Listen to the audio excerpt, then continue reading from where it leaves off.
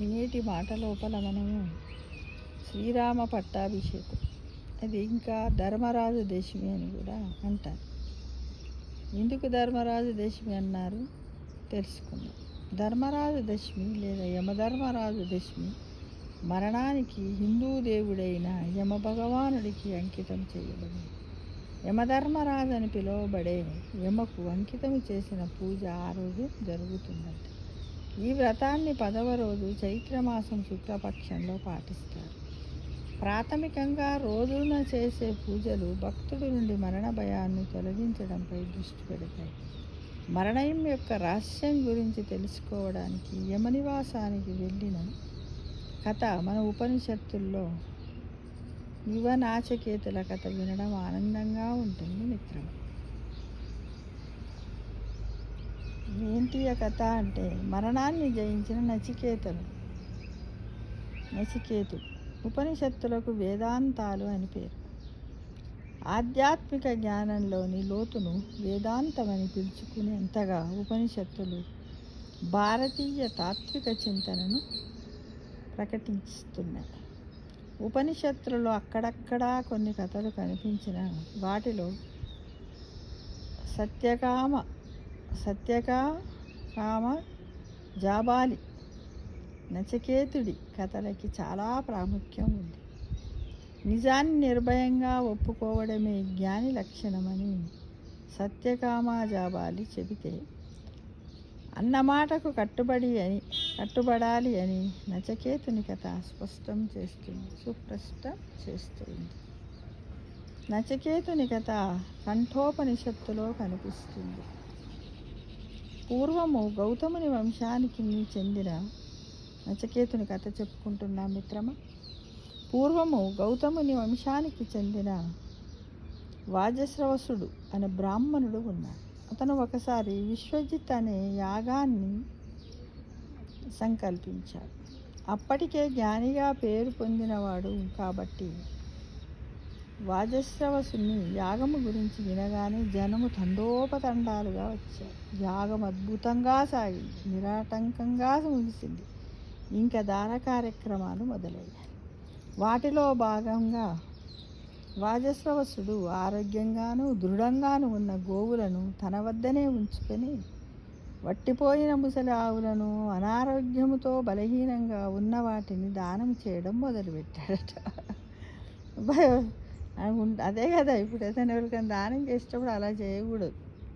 మనకు అవసరం వచ్చే వాటినే దానం చేయాలి, మనం వాడుకునే వాటినే దానం చేయాలి, మనం తినే తిండినే దానం చేయాలి. ఇలా గ్రహించాలి మిత్రమా ప్రతి ఒక్కరు కూడా. తండ్రి ప్రవర్తన చూసిన నచికేతునికి బాధ కలిగింది.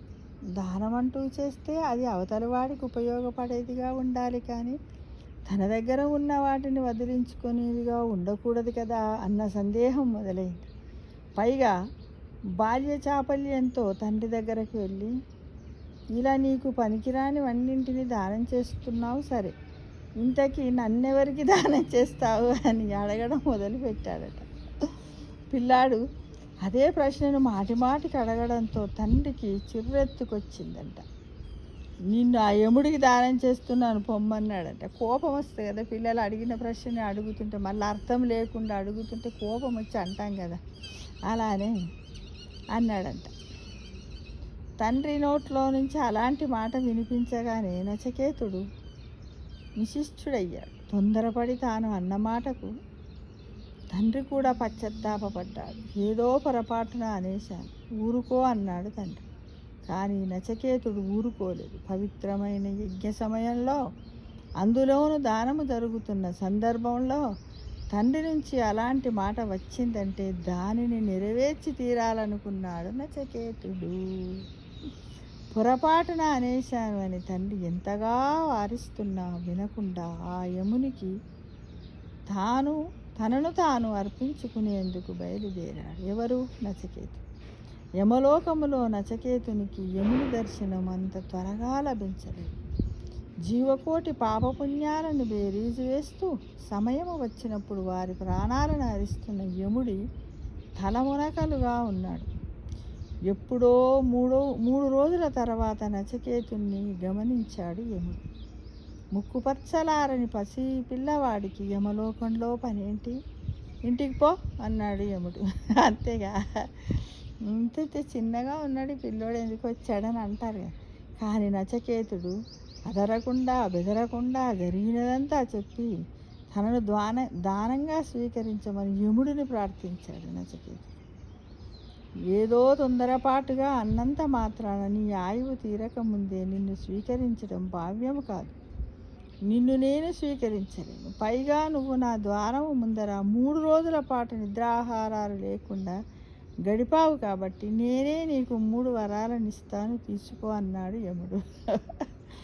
నచికేతుని సత్యనిష్టకు ముచ్చటపడి, నువ్వు నన్ను దానంగా స్వీకరించలేదు కాబట్టి నా తండ్రి నా మీద కోపగించుకోకుండా నన్ను సంతోషంగా తిరిగి స్వీకరించాలి.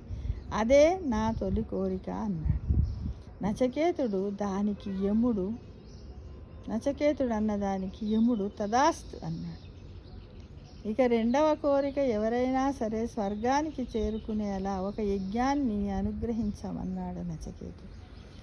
ఇందులో స్వర్గం అన్న మాటకు ఒక గూఢార్థం ఉంది.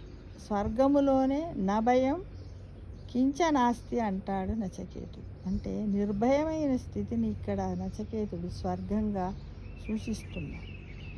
దాంతో యముడు నచికేత యజ్ఞం పేరుతో ఒక యజ్ఞాన్ని ఉపదేశిస్తాడు. ఇక 3వ కోరికగా, చనిపోయిన తర్వాత మనిషి ఏమవుతాడు అని అడుగుతాడు నచికేత.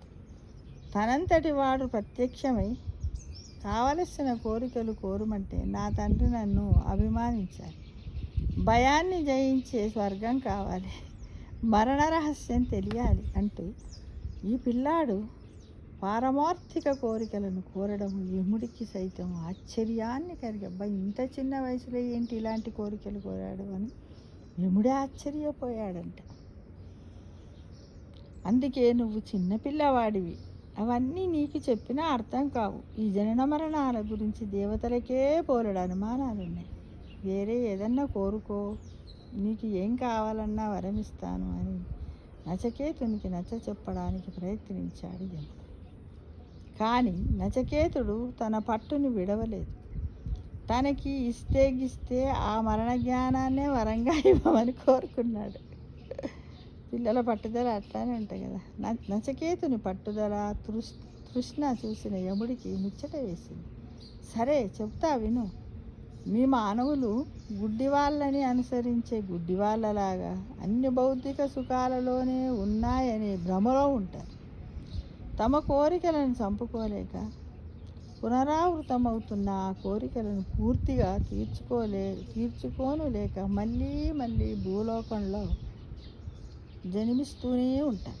నిజానికి లోకంలో శాశ్వతమైనది ఒక ఆత్మ ఒకటే.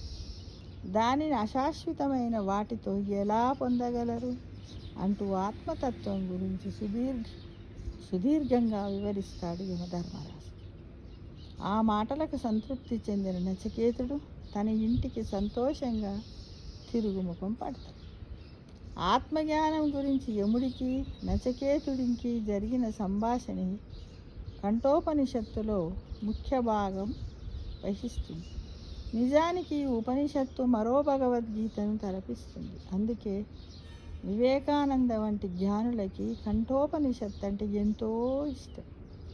నచికేతుడు వంటి దృఢమైన విశ్వాసం ఉన్న ఓ 10-12 మంది పిల్లలు ఉంటే ఈ దేశానికి ఒక కొత్త దిశను చూపించగలను అంటారు. అలాంటి నచికేతుని లాంటి వాళ్ళు వివేకానంద. అంతేకాదు, ఆయన స్మరించే ఉత్తిష్టత జాగ్రత్త అన్న మాటలు కూడా, అంటే లేవండి మేలుకోండి అన్నాడు కదా, ఆ మాటలు కూడా ఈ కంఠోపనిషత్తులోనివే అని వివేకానందుడు చెప్పాడు. సమస్త లోకా సుఖినో భవంతు.